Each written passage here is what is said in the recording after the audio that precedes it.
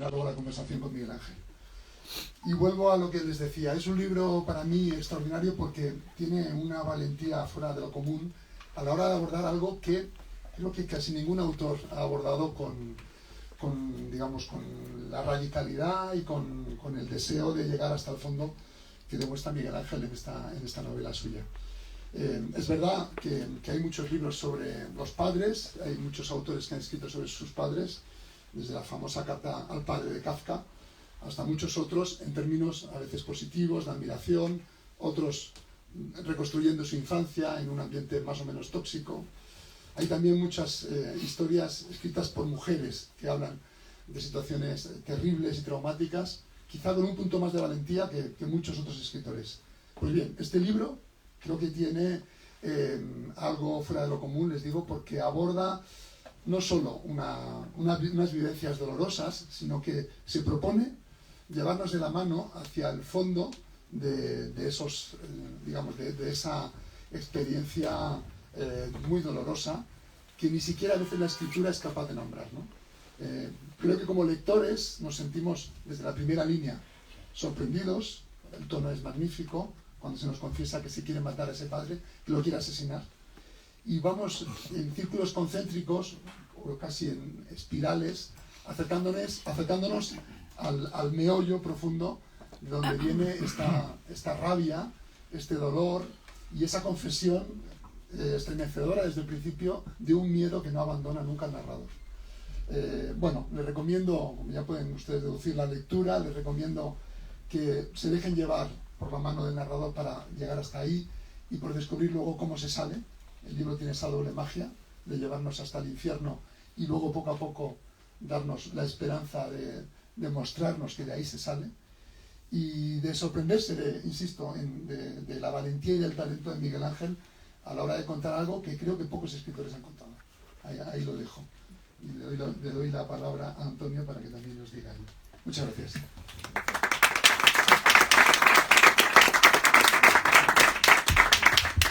Muy bien, muchas gracias, Juan. Miguel Ángel, yo si hubiera escrito la reseña de tu novela, lo hubiera titulado Un libro como una casa. ¿Qué te parece? Un libro como una casa. No porque... Bueno, no, estupendo, porque la casa es fundamental claro, en el libro. Claro. La casa, el libro se escribe para derribar y construir en ese solar una casa, ¿no? Y el libro termina además de una manera que a mí me gusta mucho, ¿no? Abriendo la puerta, no cerrándola, sino abriendo la puerta. Pero también es un libro como una casa, bueno, pues por el tamaño que un poco Juan ha descrito, y también porque caben un montón de cosas. Es decir, que yo creo que hablar de tu libro como un libro, luego lo abordamos más despacio, confesional o como un libro testimonial, es reducirlo de alguna manera, ¿no? Es un libro de terror, en primer lugar, es un libro de terror. Es un libro policíaco, es un libro en donde yo he encontrado unas muy interesantes reflexiones sobre la escritura, sobre la memoria, es un ensayo sobre la familia, es algo que en el mundo audiovisual que tú conoces mejor que yo se llama true crime, algo así, ¿no? Es decir que, bueno, es una casa en donde hay innumerables puertas, innumerables habitaciones, un caserón, yo diría, ¿no? Un libro como una casa.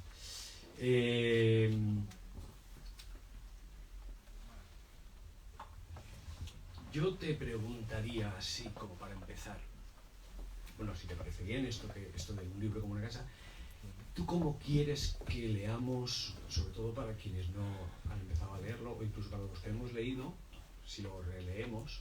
Porque a mí me da la impresión, me pasó con Arena, me da la impresión de que este libro, como me ocurrió con Arena, se disfruta más en una segunda lectura que en una primera lectura. Lo cual es un gran piropo, ¿eh? Me lo dijo ayer Rodrigo Blanco también, que lo había leído después el presentador, que es otro escritor, me dijo exactamente lo mismo, y de hecho te citó a ti a propósito de Arena. Pero yo antes de empezar, Antonio, gracias por estar y también a Juan. No te he hecho la pregunta, ¿eh?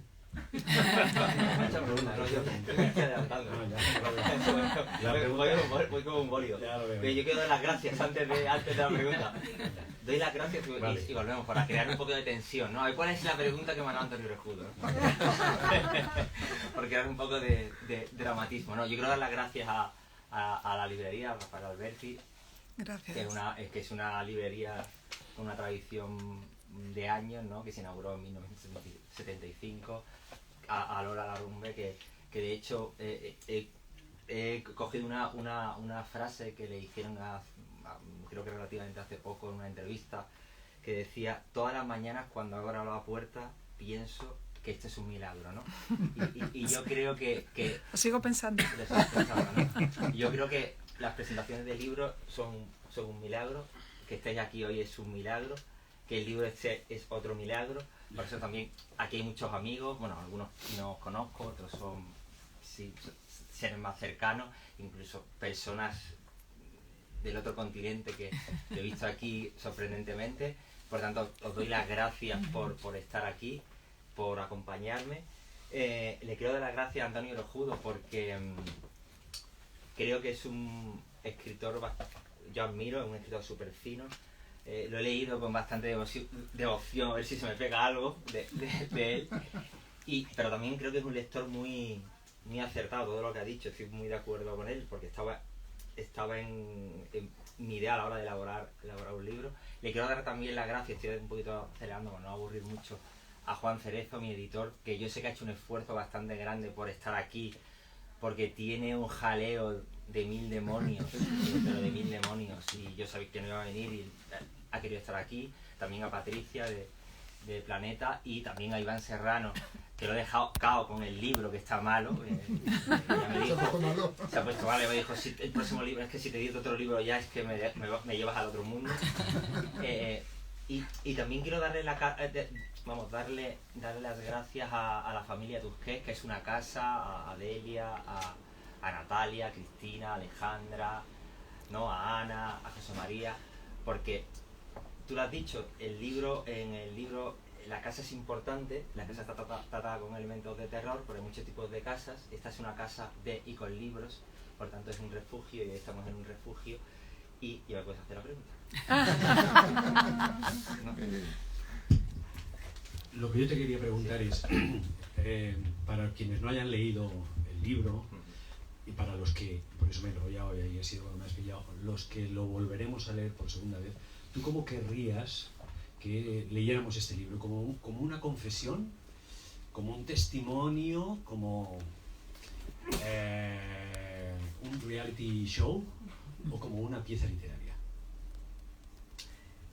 Hombre, para mí, ante todo, yo eso estaba diciendo antes a Juan, yo creo que al margen del tema o de los temas... Sí, tienes que poner, ¿Está entendido? Sí, que no te lo pones. Tienes que acercarte un poco más. No, Para arriba. ¿Hola? Ahora. No, ya al margen del tema o de los temas que se tratan, ¿no? Que pueden ser temas muy vistos con la mentalidad de hoy de social, muy dolorosos, muy fuertes, llámalo como quieras. Creo que realmente el eje del libro y sobre lo que va el libro es sobre la escritura y sus efectos, tanto en quien escribe, ¿no? Como en quien lee. Y es un híbrido, yo estoy de acuerdo contigo, es un híbrido entre una novela policíaca, una novela de terror, el valor de una novela testimonial, una crónica familiar, y todo eso hilvanado como en dos líneas. Por un lado, la narración propia del narrador, en el que hay por un lado una identificación con el autor, pero a la vez también una identificación porque escarba lo más profundo de él, pero también un distanciamiento. Y como te diría, un libro sobre la memoria, esa memoria que yo lo digo en un momento, que nunca coagula, sino que chorrea, y ese chorrea que es incómodo, ¿no? Y también es un libro que está en marcha, que se va escribiendo al compás del tiempo, y por tanto es un libro que se va transformando, va mutando también en función del propio narrador, de la propia vida del narrador. Eso así creo yo que... No sé si te contesto, o si me va... No. Bueno, por eso tú lo vas a explicar mejor. No. Yo te preguntaba esto porque yo creo que hay un gran malentendido cuando leemos literatura, para entendernos, realista, ¿no? En donde apasionado los testimonios, serían una parte de eso que llamamos literatura realista, en oposición a lo que pueda ser la literatura fantástica o tal. ¿Cuál es el malentendido? El malentendido es que como lo que se cuenta uno lo puede encontrar en la calle o es, bueno, en el caso de este narrador puede haber algún tipo de identificación entre el narrador y el autor.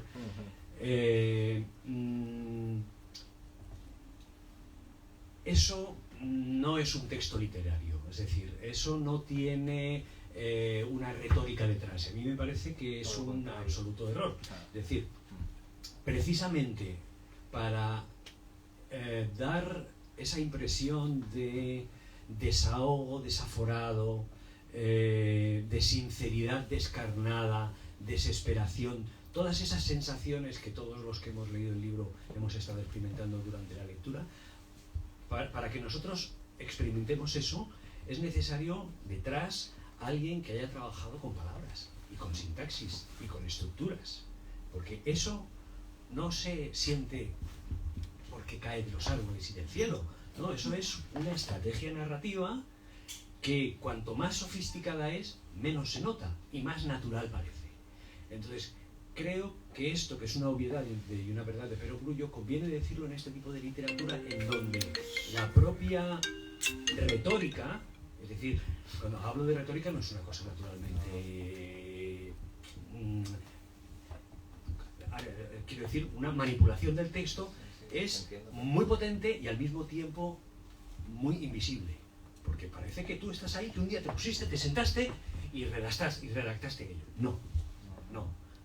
Eso no es así. Si eso hubiera sido así, nosotros lo leeríamos con frialdad absoluta, de la misma manera que cuando alguien transcribe literalmente una conversación de teléfono, esa conversación de teléfono parece cualquier cosa menos una conversación natural. Parece una cosa súper artificial. Para que una conversación de teléfono parezca muy natural, es necesario que el escritor opere de una manera muy sofisticada ese texto y lo trabaje, ¿no?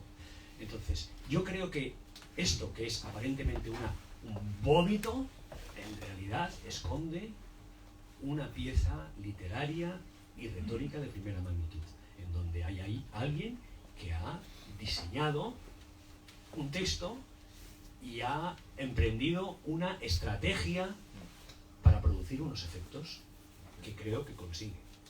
Sí, estoy de acuerdo contigo. De hecho, había cogido aquí una cita que tengo de Viramatas, ¿no? que tendrá más predicamento que yo, y que viene a decir lo mismo. Decía, cualquier libro basado en realidad o no, una vez que se pone sobre el papel, es una novela, una ficción o autoficción en que la verdad y la mentira son tan porosas como la propia memoria, tal y cual, ¿no? Es decir, yo estoy de acuerdo contigo, no voy a ir porque es que es muy largo y os voy a aburrir, pero sí, evidentemente hay una construcción y por tanto hay un artefacto literario detrás, y parece que no, y para que tenga ese efecto, ya sea de desasosiego en el lector. Por eso decía que va sobre la escritura y sobre sus efectos, tanto en quien escribe como en quien lee, y hay una construcción que se va modificando, porque sí que en esa primera parte, padre, es más un vómito. Esa segunda parte, que es más esa especie de investigación con la familia, la escritura también va cambiando,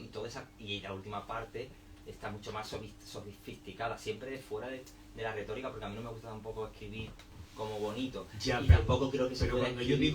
Pero cuando yo digo retórica no me refiero a bonito. Sí, te entiendo. Tú utilizas una frase cortante, una frase muy simple, unos puntos y seguidos. Eso es retórica también. Tú podrías haber hecho una subordinada sustantiva como la de Javier Marías, que ocupe prácticamente toda la novela. Pero no, decides escribir una novela con esas frases tan cortas, tan punzantes, con un determinado tipo de palabras, con un determinado tipo de sintaxis, que produce en el lector una determinada sensación, que ahora podemos llamarla de manera muy poética. Podemos decir, qué desasosiego mientras leíamos la novela de Miguel Ángel, qué angustia, qué claustrofobia, cuánto dolor. Pero nosotros no hemos experimentado lo que el narrador se supone que experimentó. Nosotros no estábamos allí. Nosotros adquirimos o sentimos esas cosas porque una palabra detrás de otra, si tú coges esto, aquí no hay nada más que una palabra detrás de otra, un orden de palabras. Ese orden de palabras es tan magistral que nos produce esas sensaciones. Si no hubieras utilizado esas palabras, esas frases, esa sintaxis, esas metáforas, nosotros no hubiéramos podido entender el dolor de una situación más o menos real, que no me importa que sea más o menos real, ¿no?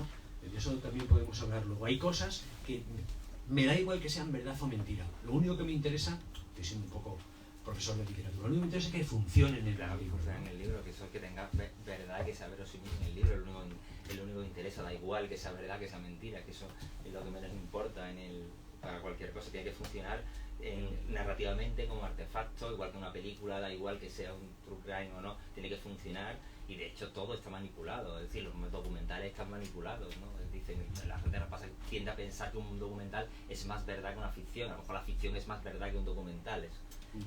Eso me parece ya que un debate tan antiguo.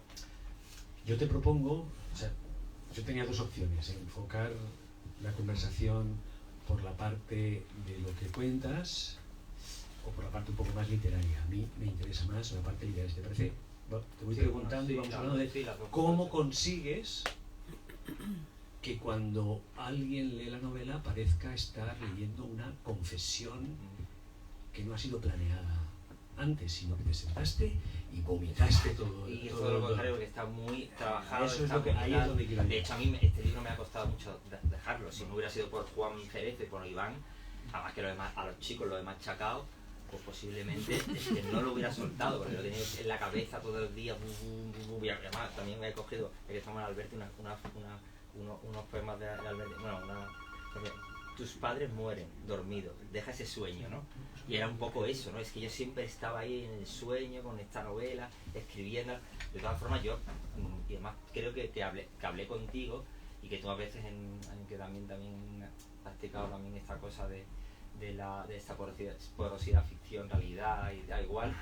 Yo la primera, cuando empecé a escribir el texto, lo empecé a escribir en tercera persona, para crear una distancia, y llevaba un montón de páginas, por 50, 60 páginas de la novela, y me parecía una cosa muy impostada, ¿no? Como la típica novela de una familia, ¿sabes? No sentía que funcionase, ¿no? Sentía que era otra novela más, y uno siempre intenta, después que le salga bien o le salga más otra cosa, pero no quiere ser, y me imagino que también te pasa, Antonio, quiere ser ambicioso y quiere contar algo que apele también al lector, ¿no? De una forma u otra, ¿no? Y que también tenga cierta fisicidad, y eso. En Arena también de una forma u otra también jugaba con eso, y aquí también, ¿no? Y siempre yo también soy un lector muy, muy caótico, pero también muy voraz de novelas de género. El tema de la casa es tan importante en la novela, que está trabajado con elementos de género de terror, que tú lo has dicho antes, que está muy... pero también a la vez hay muchos elementos de... Por ejemplo, el tema del género está parte de un lado para llegar a otro sitio, ¿no? Y después también todo lo que es la experiencia del lenguaje del dolor, al final termina siendo también una obra esperanzadora, creo, luminosa y abierta, ¿no? Por lo menos lo pienso. No, lo es, sobre todo yo te digo, al final la puerta de la casa de la novela que se abre. Y que hay otras puertas y otras casas. Me interesa eso que me dices de lo que empezaste a escribirla en tercera persona y cambiaste a la primera persona. Y una primera persona cada vez más descarnada, y lo dije ayer porque cuando me interpeló Rodrigo una cosa, me preguntó y dice, ¿no? ¿Y te cambió algo cuando fuiste padre? Y digo, es que cuando fui padre, es que endurecí aún más la novela, la desnudé aún más, y escribí aún más fuera del pudor. Y eso que hemos podado la novela, era más eso, incluso tendría que haber quitado más cosas, creo. Uno al final nunca está satisfecho con lo que hace. Hay un momento en un episodio de la novela en donde el narrador protagonista le cuenta un sueño a un psicoanalista, sí. Y el psicoanalista le dice, no, pero cuéntamelo en primera persona, ¿no? Sí, eso es muy interesante. Y el narrador dice, se lo conté en primera persona y empecé a ver detalles que en la narración en tercera persona no habían aparecido, ¿no? Y bueno, la propia novela, por eso te digo que es una novela que parece una cosa así que se ha hecho y no tiene su propia clave de lectura dentro de la dentro de la propia novela, ¿no? Lo de las hijas, que también es un tema que me interesa. Me interesa menos cuando tú te convertiste en padre y cómo funcionó eso en tu narrador. Me interesa menos eso que la utilización de las hijas en esta novela. A mí me parece que uno de los aspectos que da profundidad a esta supuesta inocente o este vómito sin control, una de las cosas que le da profundidad es precisamente ese contrapunto que tú estableces entre la relación con tu padre y tu relación con las hijas, que además es simétrico. Tu padre, estoy hablando de tu padre.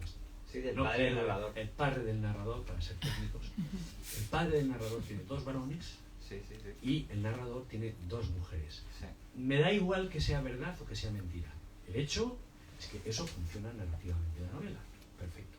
Si no hubiera funcionado narrativamente la novela, también me daría igual que fuera verdad o mentira. Sencillamente no funcionaría. Pero es que funciona.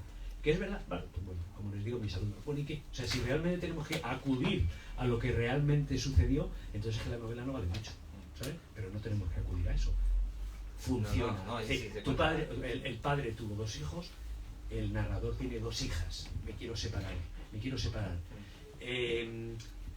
Y que a mí me gusta mucho ese contrapunto entre la relación que cuenta el narrador de su padre y la que tiene él con sus hijas, ¿no? Potenciada además con ese cuento infantil que se termina cuando termina esta novela, ¿no? Háblame un poco de ese contrapunto de... No, porque la novela está continuamente organizada desde ese punto de vista, no solo ese contrapunto, es que también hay un contrapunto, por ejemplo, en ese juego de espejo en el que hay como tres familias, en la novela hay como 3 familias, la familia del narrador, la que crea la familia del narrador con esas 2 hijas, la del padre con esos 2 hijos y tal, y la del padre, ¿no?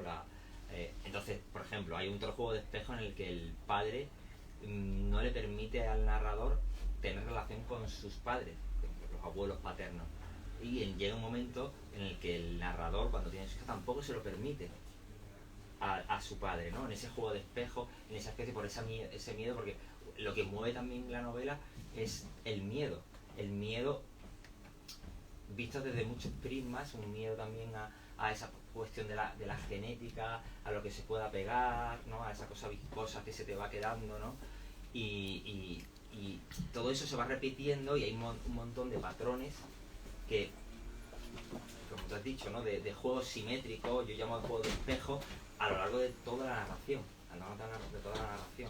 y también a la vez también es un reflejo o un retrato, o por lo menos quiero pensarlo así, sociológico de un contexto, porque claro, la novela va de los años 50 del siglo XX hasta la actualidad, de cómo la sociedad ha ido cambiando todo eso, ¿no? Es decir, ha ido modificando, por un lado, si la violencia en un momento dado se cae dentro de los límites de la casa, y ahí se quedaba y era normalizada, cómo todo en eso ahora, cómo se ve ahora y cómo se interpela ahora, ¿no? Un poco, pues también eso también el contrapunto de las hijas y de los varones, que tiene además una... A mí me ha llegado a decir una profesora de literatura de esta crítica, por ejemplo, me ha hecho muchas gracias, dice, es que tu novela es una novela feminista. No me la ha hecho así, ¿no? Una de estas, a raíz de una cosa que leí en el periódico y tal, no, es que claro, no lo entiende. Y eso se lo comentaba también a Juan y tal. Y es que es verdad que es muy curioso que las mujeres están leyendo el libro de una forma distinta a los hombres. Y creo que las mujeres quizá entienden o conectan más con lo que se cuenta ahí, porque quizá ellas también obviamente lo han vivido, ¿no? Bueno, hay una a ciertos hombres le está incomodando. Eso es una cosa ya evidente, vamos. Has hablado antes de un miedo, de los muchos miedos que hay en la novela, que tiene mucha relación con esto de las hijas y de los hijos, ¿no? Es decir, el narrador quiere separarse del padre, ¿no? Matarlo, Matarlo. O sea, pero quiere decir distinguirse. Pero al mismo tiempo, uno de los miedos que recorren toda la novela es: soy como él. Tengo la peca que tenía él estoy haciendo con mis hijas lo que él hacía con mis hijos. Es decir, yo creo que ahí es donde una mujer probablemente lo entiende mejor que un hombre. el miedo de la víctima a haber sido fecundada, en el sentido más metafórico o más literal de la palabra, por el verdugo. Es decir, el narrador tiene el miedo, que recorre toda la novela, o sea, detesto, quiero matar a este tío, pero es que este tío soy yo. De alguna manera soy yo, ¿no? Y entonces no lo puede matar, porque al final está matando. Es también una novela sobre el perdón, y también es una novela sobre el mal, porque un mal que se va... Porque claro, el propio padre va perfilando las cuestiones, llamamos, más ominosas, ¿no? Y el mal se va perfeccionando, ¿no? a lo largo de los años, ¿no? Y entonces, claro, una parte de un lugar, porque hay una transformación, hay conflictos constantemente en el libro, y si no tampoco crearía ningún tipo de... Si uno contase la vida como sucede, es un aburrimiento y no funcionaría. Por eso ahí el tema de la construcción es fundamental. Entonces, pues el narrador se da cuenta al final, es decir, el narrador empieza a escribir porque es la única forma que tiene de poder llamar padre y madre a esas personas que no la podía llamar. También el retrato de la madre es también desolador, además es una sociedad patriarcal muy, muy fuerte. El tema de los abuelos y de las abuelas, ¿no? Que también yo creo que es un tema realmente tremendo, ¿no? Esa, por ejemplo, la abuela materna, como es tratada, creo que también son personajes como secundarios, bueno, para mí son todos los personajes importantes, pero hablan de un tipo de personas muy... que se puede... gente mayor que vivió así, que tuvo que resignarse, que tuvo esa vida tan como injusta, ¿no? No sé si tú estás de acuerdo con eso. No, sí, no solamente estoy de acuerdo, sino es que además creo que buena parte, ¿sabes? Como tú dices, si tú te hubieras limitado, o si el narrador se hubiera limitado a contar lo que sucedió, la novela hubiera sido una cosa muy plana, no hubiera sido probablemente una confesión más y tal, ¿no? Lo que dota creo que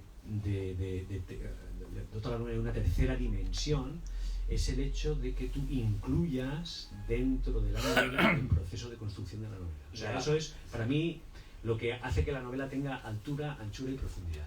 Eso por un lado, y después también introduzco una cosa, distintos testimonios. Eso es lo que tiene la novela de policíaco, que iba claro, de testimonios de tanto de amigos, gente que conocía a tal, a cual, familiares.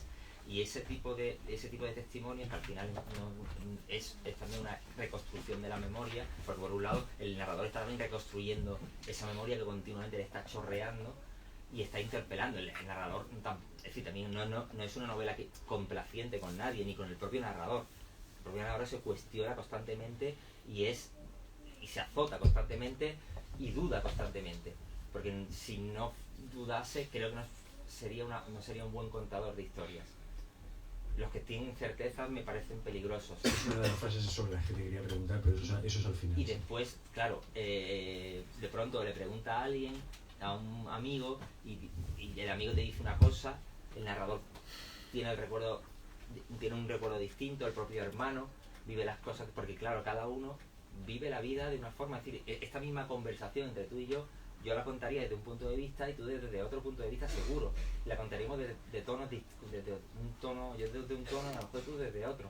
Entonces, eso también está ahí. Y eso también creo que le da como un matiz más rico. Que pienso, ¿no? Bueno, claro, porque hay un desdoblamiento, o sea, tú una disociación. Claro, eres dos personas. La novela está como casi todas las novelas escritas desde el final y tú cuentas... El narrador cuenta la vida de un personaje que es y no es él al mismo tiempo, ¿no? Y ese desdoblamiento obviamente le da una riqueza muy grande, ¿no? Es un poco como le pasaba al Lazarillo de Tormes. Y hablando del Lazarillo, hay un asunto sobre el que estuve pensando el otro día a raíz de ciertas reseñas que no nos han gustado nada, ¿no? Yo creo... Me voy a beber agua, ¿vale? que me está tomando el satín, tirado por la cama. No, lo que te voy a decir... Mi mujer diciendo, déjalo ya. Me estoy acojonando ya. Lo que te voy a decir que yo creo que... Voy a hacer bufo. Yo creo que como... Tranquilo. O sea... Estate tranquilo, que estás muy tranquilo. Me tomo el satín también antes de venir. ¿tú no crees que hay como una especie de privilegio de la confesión? Como que la institución literaria no permite que todo el mundo se confiese o se desahogue o utilice la primera persona. Es un poco lo que pasaba también en el siglo XVI y el siglo XVII. No todo el mundo puede escribir en primera persona. San Agustín puede hacer sus confesiones, pero que un pregonero Mindundi escriba su vida en primera persona, pero este hombre que se ha creído. No hay, ¿tú no crees que existe todavía una especie como de aristocracia de la primera persona y de la confesión? Es decir, Absolutamente. Javier Marías sí puede hablar lo que quiera, por supuestamente, que en paz descanse, pero podía hablar lo que quisiera. ¿En primera o en tercera? En primera, en segunda o incluso en segunda persona del plural. Pero Miguel Ángel Oeste, un chico de Málaga, aquí nos cuenta su vida en primera persona. ¿Quién se ha creído que es? No, te lo estoy diciendo de verdad. O sea, ¿no crees que hay una especie como de... Yo lo he sentido, la verdad. Aristocracia de la primera persona, aristocracia de la confesión. No todo el mundo puede entrar al sagrado templo de la literatura con su primera persona colgando. Debe ser eso, debe ser eso. Hombre, no, yo ya sé por dónde va y todo. Eso hay que dejarlo ya. No, me lo ha dicho... Hay que salir de ahí. ¿No? Sí, sí, sí, sí. Me lo ha dicho mucha gente, me lo ha dicho también, por ejemplo, Laura Fernández, me dijo Sara y tal. Estamos muy de acuerdo contigo, pero bueno, ¿qué más da, no? ¿Qué más da? Si es que al final... Bueno, es sociología de la literatura. A mí me parece un tema muy interesante. O sea, ¿quién puede hablar en primera persona? ¿Quién no puede hablar en primera persona? A mí me parece que es un tema muy interesante, porque tiene mucho que ver con el prestigio, con la economía, tiene mucho que ver con la... Sí, no, por ejemplo, Laura Fernández me decía, o Laura, o Sara, o más gente, no más... Marta Sanz también decía, no, si esto obviamente está contado desde un punto de vista de una mujer es otra cosa también, o si se llama de una forma, o si tiene otro nombre, pues es otra, tendría otra valoración, una u otra, pero está contado, como tú dices, como un niño, bueno, un chaval de barrio, un chaval de barrio, que viene de la nada, que viene de la arena, Sí, exactamente. que está fuera de todo y que quiere estar fuera de todo y entonces pues claro, dicen, bueno, vamos a... A mí me parece un tema muy interesante, ya. o sea, no sé, del que se puede hablar sin ningún tipo de rencor, sino sencillamente como un fenómeno Eso dice. que opera en el mercado literario y en la lectura que se hace de los libros. Yo creo que es además un asunto muy que opera de una manera muy evidente, ¿no? Pero bueno, hablemos de... Claro, yo me tengo que tomar el satín para eso. Sí, para tranquilizarme con eso. Mira, esa es una de las cosas que me ha gustado del narrador que construyes en esta novela, que es un narrador que tiene, fíjate que lo pasa mal, la necesidad de comprenderse así, y no solamente comprenderse así, sino sobre todo comprender al mal, comprender al enemigo. O sea, todo ese esfuerzo Sobre el mal también. es un esfuerzo de comprensión, ¿no? ¿No? Y de comprensión también al final de perdón, yo creo, ¿no? De búsqueda al final de perdón hacia sí mismo, ¿eh? No hacia el padre del narrador en ningún caso. ¿Lo perdona el padre? No, yo creo que se perdona a sí mismo antes de cualquier cosa y la única forma de poder perdonar al padre es poder citarlo y nombrarlo como padre y saber que forma parte de él, ¿no? Al final él también en esa especie de desdoblamiento constante que hay en la novela, en ese juego que hay de narrador, identificación, separación, el narrador vuelve a nacer en la propia novela, algo que le cuesta porque no quiere nacer. Hablando de eso, hay una parte además muy expresiva, que es cuando el narrador está contando el momento en el que iba a nacer, ¿no? Y entonces dice, quiero retrasar mi nacimiento, y se corta el capítulo y quien nace son las hijas. Sí, hombre, bueno, ya sabes que...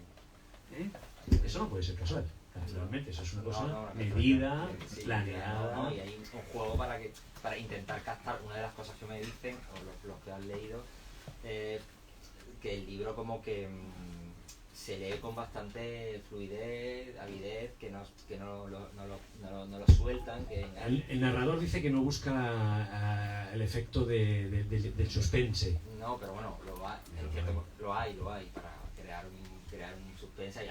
Hay herramientas, elementos del género de suspense, igual que hay elementos del género de terror desplegados para que funcione y sea un mecanismo eficaz de una construcción, porque al final todo esto es una construcción, un artefacto. hay hasta elementos del western, oeste. De western siempre. Bueno, el libro de casa siempre está. Cuando Yo, al por final... ejemplo, es que para mí, por ejemplo, La Arena es un western, pero con de chavales en la playa. Y esto, en cierto modo, esto es una cosa muy híbrida. Esto es una cosa muy híbrida, ya te lo he dicho, que yo creo, entre el testimonio, la cosa, si quieres, de suspense, el terror, si quieres, también esa especie de true crime, y también intentar contar las cosas de una forma tan radical, tan extrema, que interpele al lector y que piense lo que tú dices, que todo lo que van a decir, coño, esto es verdad, ¿esto qué es? ¡Pum!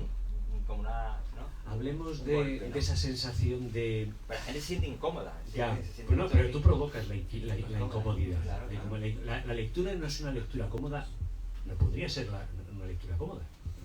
No tendría, habría un conflicto ahí entre lo que tú estás contando y la comodidad de la lectura. La novela es incómoda, pero en el sentido más literario de la palabra. O sea, no es que incómoda, no. Estás disfrutando con la incomodidad que te produce, ¿no? Y me gustaría hablar de eso. Tú utilizas unas frases cortas, unas metáforas. Se me ocurrió leyendo la novela, tú haces poesía sucia. Hay algunas imágenes muy potentes, muy poéticas, y he apuntado por aquí algunas sobre las que te quiero preguntar, pero es una poesía muy sucia. Sí, hombre, las metáforas que utilizas, las palabras que utilizas. Sí, pero mira, yo por ejemplo había apuntado, yo me apunto, yo también tengo apuntes sobre la novela, porque si no, es que no veas ya de lo que...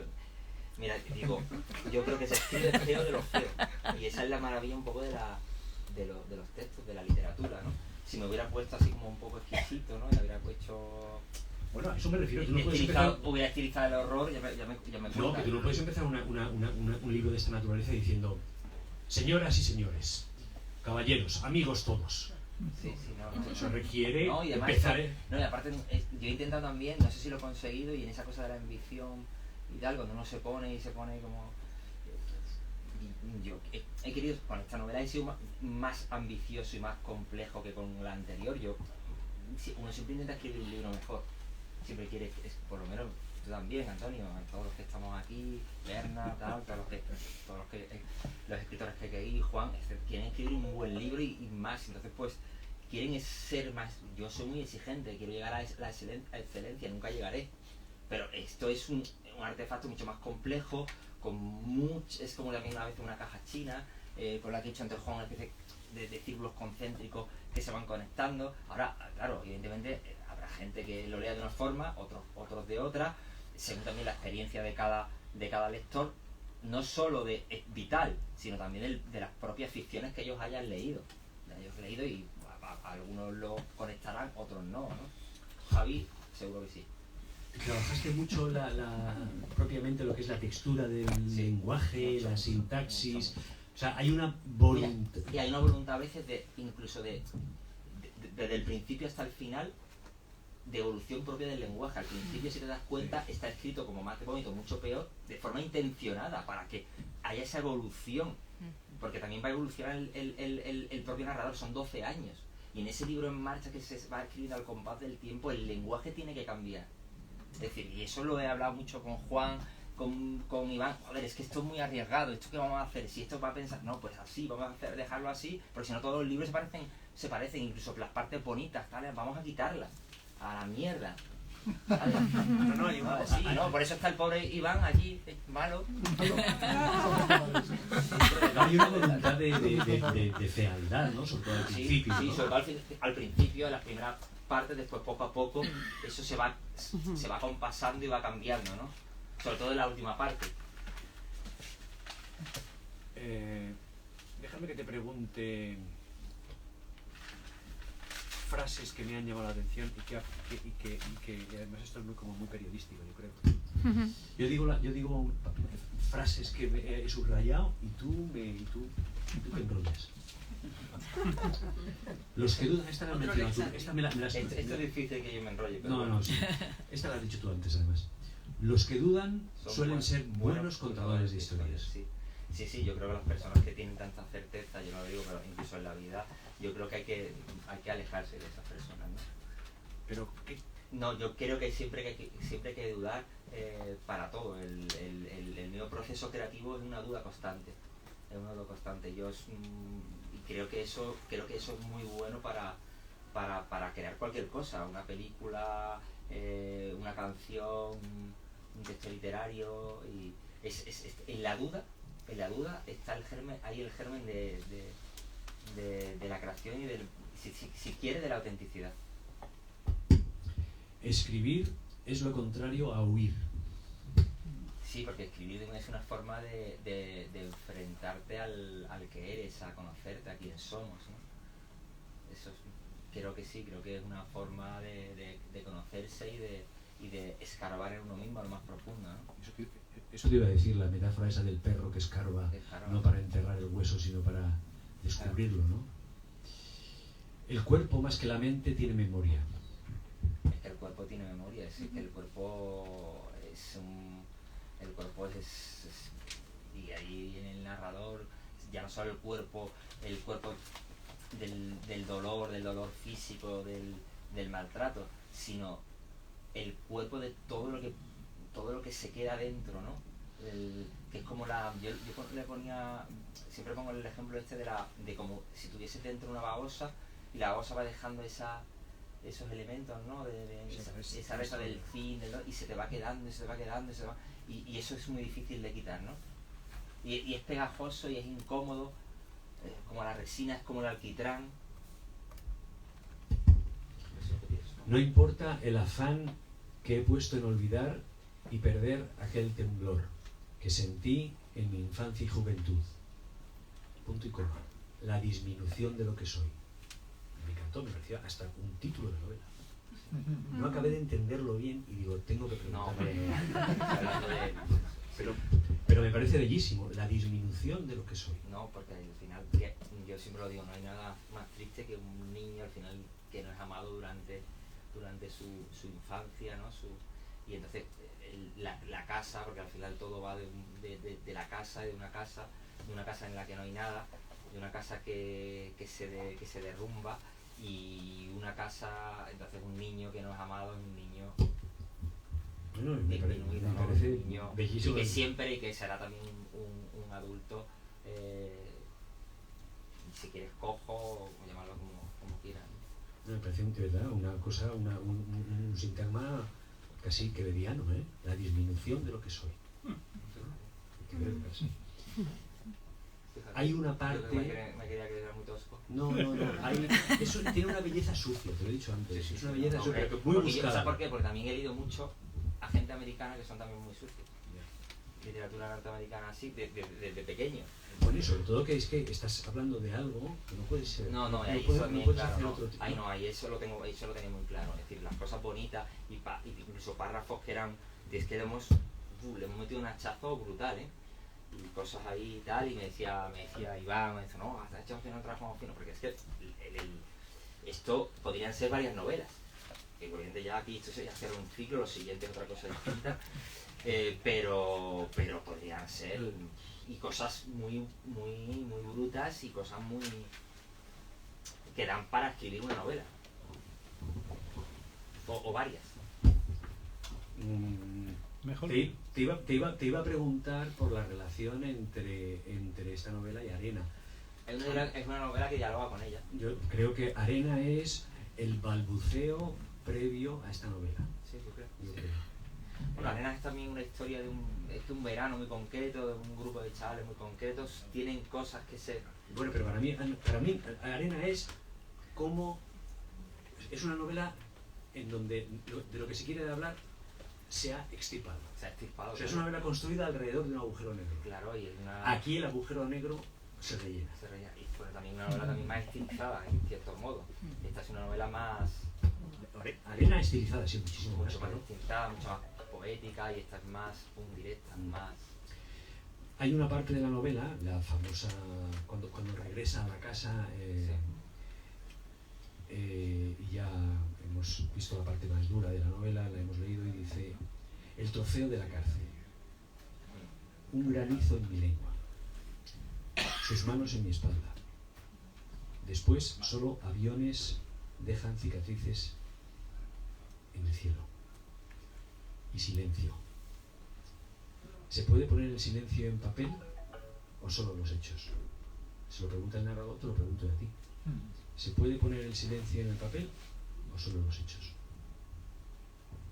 Bueno, yo creo que el silencio habla y de alguna forma es algo sensitivo, pero al final los hechos sin mostrarse o mostrándose de una forma más literaria, porque esa parte que es la parte más, digámoslo, más dura, ¿no? Más... algunos van a la especie esa de morbo, ¿no? Como intento que esté trabajada de una forma, creo que de forma lo más elegante posible, lo más tal, y sí que me costó bastante escribirla, como eso, ¿no? Y fíjate que yo no soy de la gente que me conoce, soy lo menos de alabarme y tal, pero creo que literariamente está bien resuelta esa parte. Y no era fácil, ¿eh? No era fácil por muchas cosas. En Arena, no sé, en Arena funciona esto que tú dices. O sea, en Arena sí se pone el silencio en el programa. O sea, en Arena no se dice. Sí, no sé. Y es una novela, sí, era una novela muy elíptica, además muy elusiva en todos los sentidos. Y luego una pregunta obvia que tengo que hacer, porque se la hace al final de la novela, ¿no? ¿Basta el miedo para callar? Es una novela sí, que eso parte del modelo, bueno, parte de una novela de Nada supone la noche de Arquite Vigán, que yo realmente esa novela y Mis rincones oscuros de James Ellroy son las dos novelas como que tenía como quizá que volví a releer a la hora de ponerme a escribir esta novela. He leído otras muchas, bueno, había leído la de Girard Torrente, Tiempo de vida, y otras, ¿no? Coeche, y otras, pero no eran modelos que a mí, al menos a mí, me sirvieran. No he leído lo de Nausgard y todavía sigo sin leerlo, y eso me consiguieron el libro, pero no quería como influirme, ¿no? Porque me contaban algunas cosas y digo, mejor no. Entonces basta el miedo para callar. Yo creo que no. Vamos a hacer si quieres preguntar. Sí, eso es lo que iba a decir. Para no aburrir al personaje. Voy a abrir un poco la...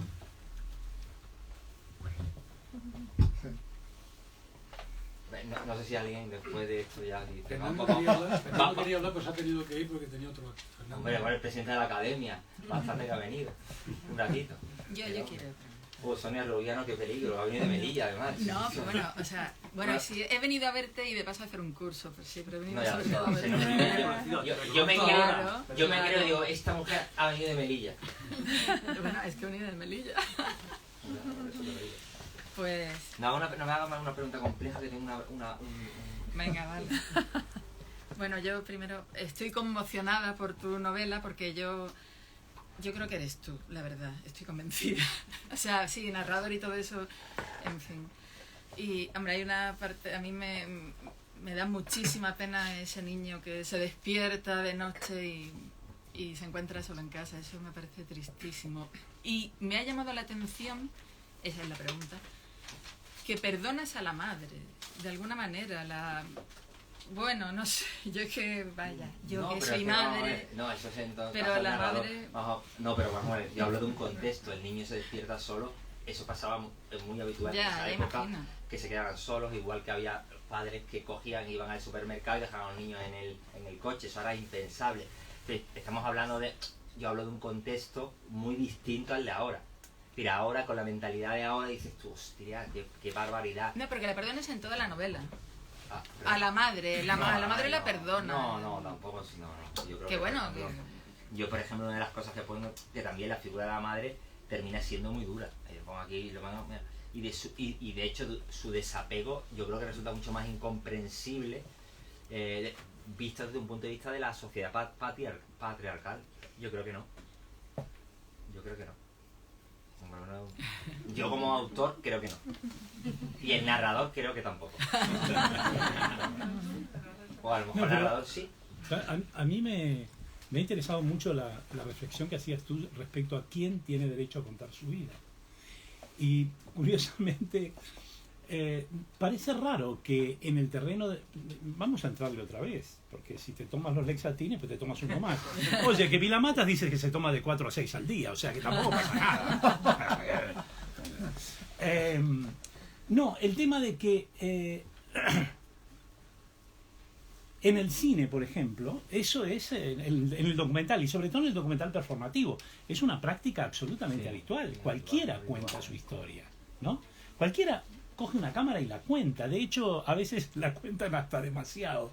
Pero, ¿cómo es posible que un crítico literario, o cómo es posible que dentro del ámbito de la literatura, dejemos el crítico fuera, no se aprecie que cada vez que hay un supuesto narrador que habla de sí, hay la construcción de un personaje que tiene o no tiene que ver con el narrador? Es un poco lo que decía Andrés Di Tella. Yo, cada vez que salgo en mis películas, y salgo físicamente, no soy yo. Es el personaje Andrés Di Tella que yo he construido. Que está formado a partes, vete a saber cómo, alícuotas de un poco de aquí, un poco de allá, y un poco lo que me gustaría hacer. Estamos dando vueltas todo el rato alrededor de... Estáis hablando todo el rato de que si eres tú o el narrador. ¿Qué importa? Da igual, ¿Qué es que da importa? igual. Ahora, que sí que efectivamente yo me declaro mi extrañeza de que no se acepte que alguien pueda contar su vida. Al fin y al cabo, en el terreno en el que se juegan las obras es en el terreno de la escritura y del lenguaje. ¿Qué te importa si eso no es? O si es un chico de Málaga, que surfero, ex surfero. ¿No? ¿Qué importa eso? Yo creo que sí que importa, claro que sí. O sea, para mí no tiene el mismo valor ni me ha hecho sentir igual pensando que quién es realmente el narrador, quién es esa primera persona. Si no, sería efectivamente solo un artificio. Yo no lo he leído así. A mí me ha llegado mucho más precisamente porque pienso... Pero yo que sé quién es el film de Vigan. Yo que sé quién es. Pero sí me funciona. Pero, por ejemplo, hay muchas personas, Sonia, por ejemplo, en Arena, Bruno, el personaje, pensaban que era yo. Más alejado no soy yo. Pensaban que también eso... Y yo he estado en presentaciones en las que mucho público siempre piensa que el autor es el narrador, y no, hay cosas del narrador, ¿no? Y hay novelas de ciencia ficción que te sorprenderías, en la que hay mucho del autor, no voy a citar, y novelas más actuales, de hecho que hay muchas cosas de determinadas autores o autoras, pero que claro, como están metidas más en un género tal, parecen que son más ficción, y a lo mejor no lo sé. Sí, me parece un tema muy interesante. Yo cuando doy clase de literatura, enseño, por ejemplo, la poesía de Garcilaso de la Vega, y leemos unos sonetos de amor de Garcilaso, ¿no? Los chicos están muy interesados sobre todo en si realmente estaba enamorado, cómo era esa mujer que se había enamorado, si realmente se murió y se fue con otro. No, yo no tengo ningún inconveniente a hablar de eso, pero hay un momento en el que reflexiono con ellos y les digo, si eso está muy bien, pero en realidad, si realmente para emocionarnos con este soneto tenemos que acudir a la biografía de Garcilaso de la Vega, es que el texto en sí no funciona muy bien. O sea, si el texto o el soneto nos emociona, no es porque sepamos que la mujer se murió sino porque hay ahí un orden de palabras exacto que consigue activar en nuestra cabeza qué sé yo qué glándulas que segregan, qué sé yo qué sustancias que llamamos desesperación, desorientación, o en tu caso angustia, claustrofobia, todo eso que nos viene a la boca cuando hablamos de tu novela. Creo que lo sentiría igual un esquimal, que yo creo que es la prueba del algodón de la buena o de la mala literatura. Es decir, si es necesario saber que el narrador tiene relación con Miguel Ángel, entonces es que el texto no funciona muy bien. Ahora bien, si el texto puede sobrevivir en Laponia, claro, y los esquimales se emocionan con el texto de Miguel Ángel, bueno, eso es la literatura. Sí, claro, porque es una cosa universal. Pero yo creo que en este caso el debate también tiene razón Sonia, en el que hay un componente... Yo siempre he defendido que la literatura funciona cuando conecta literariamente y emociona. Y me da igual las categorías, los géneros, las clasificaciones de la autoficción, del autobiográfico o de la ficción pura. Pero en este caso yo creo que también es asumible que muchos lectores piensen que el narrador tiene que ver con el autor. Claro. Eso no les desmerece el que funcione literariamente, que esté construido con toda esa cosa que habéis dicho, con artefactos de distintos géneros literarios. Pero creo que es absolutamente legítimo emocionarse pensando que el narrador, que el que escribe tiene que ver con Son las con lo que está estrategias contando, del porque autor, además el autor da claves para que muchos, diciendo aquí esto no es una ficción absoluta. ¿Sí? He creado un armatoste literario de una calidad para mí impresionante también, pero hay claves para que cualquier lector, y sobre todo los que tengan más cercanía conozcan, están dando pistas de su vida, ¿no?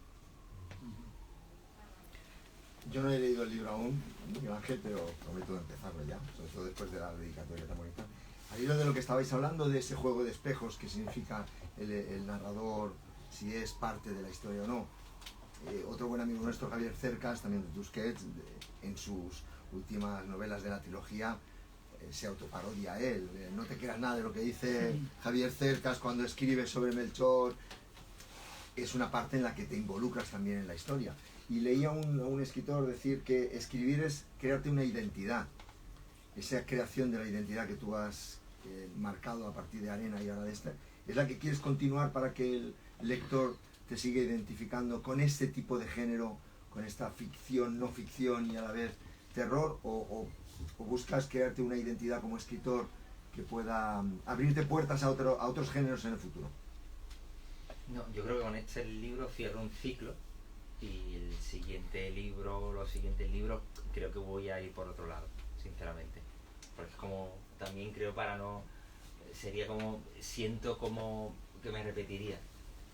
Aunque esta novela no dialoga con la anterior, pero no tiene nada que ver. Incluso como artefacto y como escritura y y de muchas formas, ¿no? Ahora creo que es mucho más compleja, mucho más ambiciosa y creo que funciona por sí misma, aleja del... Es decir, es un diálogo y yo la veo como una ficción que dialoga con una realidad que puede ser la mía, puede ser la de otras muchas más personas que bueno, sí, a mí... Lo primero, darte la enhorabuena. Todavía no he terminado la novela, voy como a mitad de ella. Yo sí que he encontrado un vínculo muy directo con Arena, por una cuestión que es la del lugar. Bueno, sí, el espacio, Claro. no sé, que es que todas mis novelas tengo están un problema y es que me he criado en esa calle. Y con Bobby Logan. Con Bobby Logan. Con Bobby Logan, Arena. En fin, Claro. y los domingos me llevaba mi padre a garrotazos a la iglesia del Corpus Christi y mis primeras películas fueron en el Lope de Vega, iba a Los Galanes, de manera que a mí me ha desconstruido completamente un lugar que yo llevo 40 años en Madrid ya, pero Pedregalejo para mí era una cosa que a través de Arena y luego con esto que estoy leyendo no vuelvo allí, ¿no? Una cojones de pronto me has descolocado completamente, ¿no? Y tengo la curiosidad de saber por qué eliges precisamente ese sitio aparentemente tan plácido y porque no todos sé. los sitios, es como todo, ese sitio plácido puede ser un sitio plácido para ti y para otra persona no lo es. Es decir, yo centro mis novelas en sitios que yo he transitado, que conozco. Entonces yo creo que le doy más cuerpo, le doy más fisicidad, esa cosa de John Ford pinta, ¿no?, el paisaje y tal, y conviértelo, ¿no? Y al final yo creo que una cosa es tanto esta historia también como y más Arena, quien haya visto El hombre que mató a Liberty Balance lo va a entender. La historia no es, sino está detrás. Entonces un poco eso. Yo me siento, es decir, yo no puedo escribir sobre un pueblo o sobre algo que no sé, me resulta como mentira. Entonces estos sitios, sí, y todos los sitios tienen una cara de luz y una cara de sombra, y hay que mirarla, y hay que mirar. Comprende que yo como lector que conozco al tío que vive en el 64 de Juan Sebastián Elcano. Es que lo conozco, macho. Y ahora cuando lo veas... Ahí no sé. han cambiado ya un montón las cosas. No, bueno, sí. Sí, habrán hecho ya un edificio y todo. Sí. Pero que me ha sorprendido, ¿no? Y de todas formas, de lo que yo hablo de Pedregalejo, hay una transformación brutal. Ya, evidentemente, claro. Ya no sé, de lo que yo hablo ya no está. Pero incluso el Torremolinos que describe la novela es muy real. Es un Torremolinos que existió, vaya. No, como existió. Vaya, yo tengo 62 años y para 63... Lo que pasa es que yo hablo de la cara B de Torremolinos. De la Sí, cara sí. B, y de ahí también, por ejemplo, me he documentado un montón. Con fotos, con gente que ha hablado, con tal gente que vivía todas esas cosas. Esa cara B de la que tú dices era la cara A de la libertad en España, entonces. Era la cara A. Sí, Porque pero yo era- hablo como era- de la... pero yo no hablo del momento eufórico, no hablo de la fiesta, hablo del después. Yo hablo de la resaca. Como todos, seguramente me imagino que todos alguna vez habrá salido, ¿no? Habréis salido un poco, o habréis... Alguna vez. En el momento de borrachera y todo. Alguna vez. Pero Alguna vez después, hemos tenido resaca y todo. al día siguiente, pues entonces hablo desde el punto de vista de la resaca, y es el... ¿De dónde hablas? ¿De dónde pones, a dónde pones el...? Desgraciadamente, Torremolinos todavía están en la resaca ahora. Yo lo que quería decir es que, bueno, no la he leído porque no me siento preparada para leerla. Tengo demasiada información, pero la voy a leer. De hecho, la tengo en casa y fue como adictivo, o sea, leer la primera frase y no poder evitar avanzar y decir para. Pero sobre todo lo que quiero es que tengas éxito, que tenga mucho éxito. O sea, no solo que la lea la gente, sino que pues vaya más allá, o sea, a la pregunta que voy.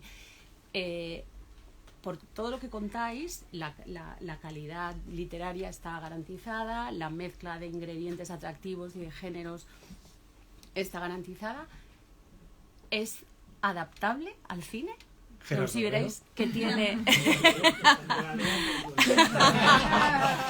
¿Creéis que es una novela por la que los productores se pueden interesar fácilmente para llevarla al cine, que es la mejor manera de que trascienda y de que tenga éxito? Yo no digo nada porque ya con Arena... Es una película, yo creo que es una novela muy potente cinematográficamente hablando, Claro. pero muy difícil.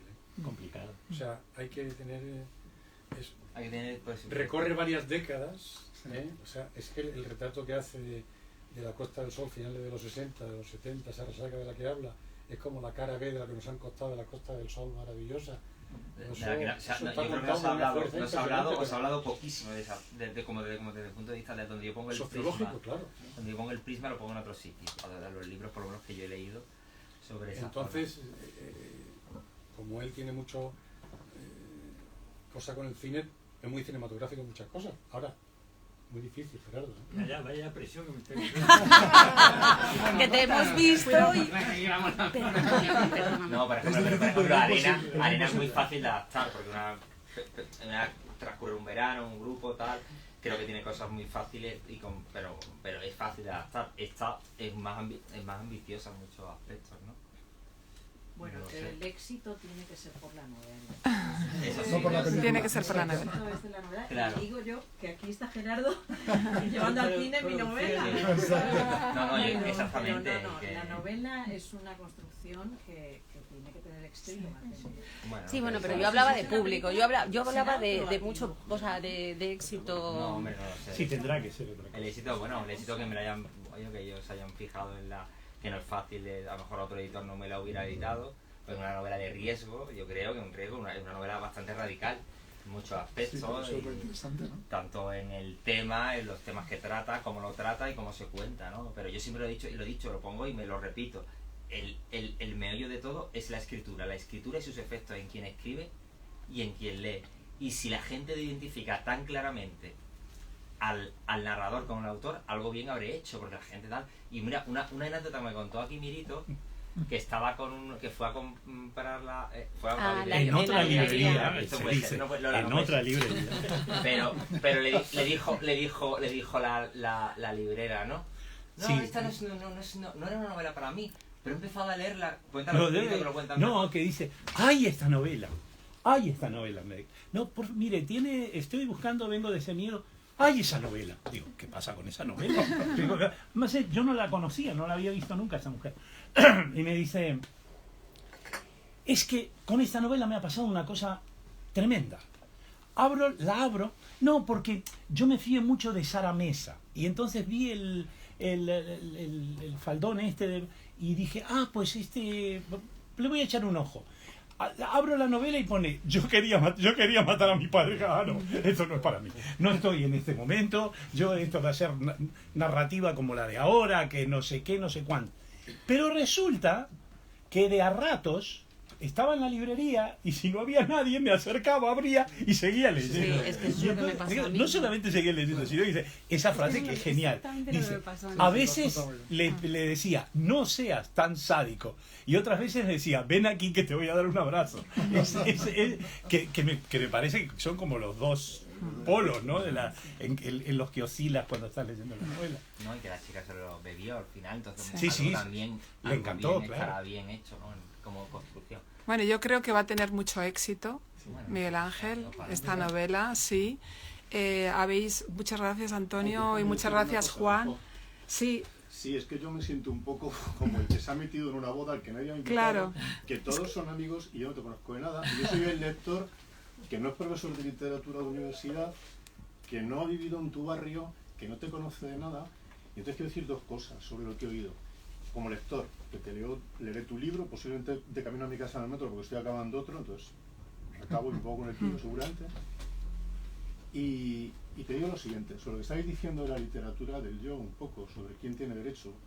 A mí me parece, como lector, a mí me importa un bledo. O sea, me parece que es una discusión entre profesores de literatura de ciertos círculos. Todo el mundo puede escribir su historia.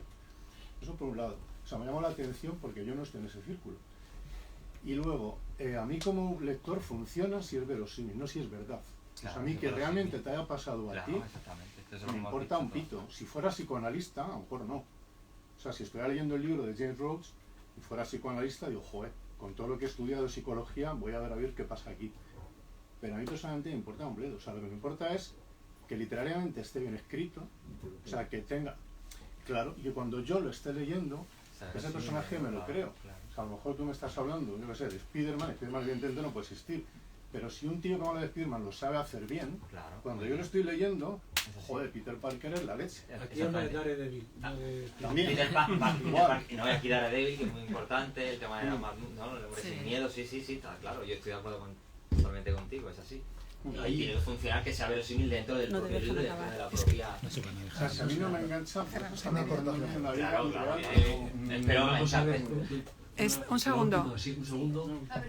Es que tenemos que cortar porque se nos va a acabar aquí la batería, lo primero, y luego hay una firma de libros y si no nos vamos a ir aquí tardísimo. Entonces, si quieres la pregunta, la última pregunta, alta, para que se escuche. Bueno, es un comentario sobre todo lo que se está debatiendo. Yo quería decir que una dimensión muy importante que estamos olvidando entre que haya una conexión entre narrador, autor y sobre todo en este tipo de historias es que todo este dolor y ha permanecido en secreto.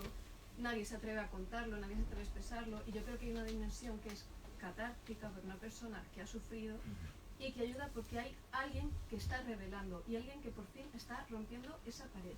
Y creo que una historia que fuese puramente ficcional tendría mucho valor porque podría conmover, pero no habría ese rasgarlo completamente incluso a la sociedad, que es la ausente en este libro. Yo no lo he leído entero, pero hay una ausencia que es como un castigo y es lo que oprime, y es dónde están los demás adultos y dónde está todo el aparato social. Y para mí es lo que tiene muchísimo valor y demuestra todo tu valor y todo el valor literario que tiene hasta ahora también.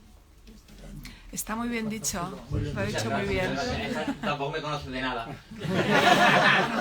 No, pero está claro que el narrador, no sé si Miguel Ángel o no, pero es el verdadero superhéroe de esta historia, que ha vencido el mal. Sí. Ha vencido el mal, y la prueba de que ha vencido el mal es que ha conseguido publicar un libro que era algo que el mal no quería que sucediera nunca, ¿no? Muy bien.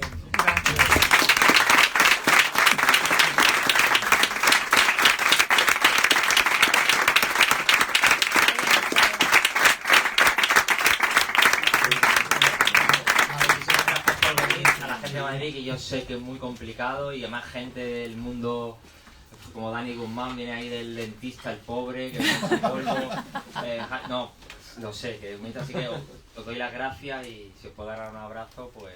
Ahora a todos. Muchas gracias, Lola, por No, acogernos muchas gracias a vosotros. Ha sido estupendo. Y es un libro estupendo. Y... Sí, bueno, Quiero ¿la sí, has leído? sí. ¿La has leído? Sí, sí, Ah, sí. Sí, se va a vender mucho.